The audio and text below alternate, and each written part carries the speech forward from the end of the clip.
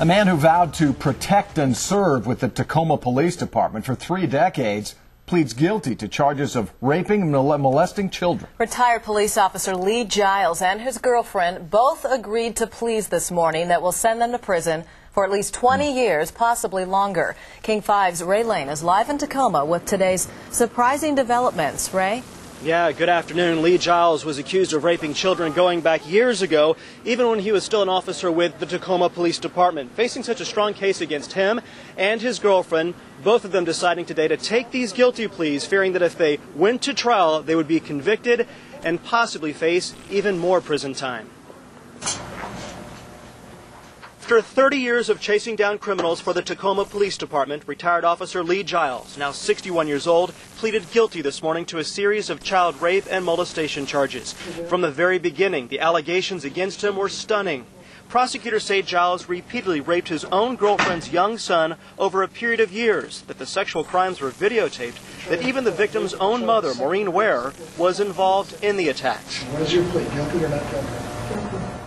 She also pleaded guilty today to the same 4 counts that Giles did. First-degree rape of a child, second-degree rape of a child, child molestation in the first degree, and third-degree child assault. Court papers indicated that other female family members were also victimized, mounting gut-wrenching evidence that would doom either defendant during a trial. There would have been a lot of graphic evidence if this case had gone to trial.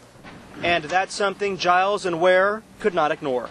I think foremost in Mr. Giles' mind, he did not wish to put the children through a trial.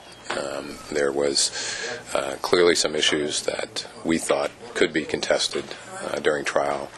We had pending motions to suppress evidence based on the search warrant that was served at his residence. Ultimately, the decision, I think, came down to he wanted to put this not only behind him, but behind members of his family also. Sentencing for both Lee Giles and Moe Wear is set for about a month from now. Prosecutors say the victims themselves might be in court those days to watch the 2 people who terrorized them go to prison for a long time. Close to 20 years, just short of 20 years to life. It's 236 months, and it's a lifetime sentence in the sense that they will not be released until the Department of Corrections determines that it's safe to release them.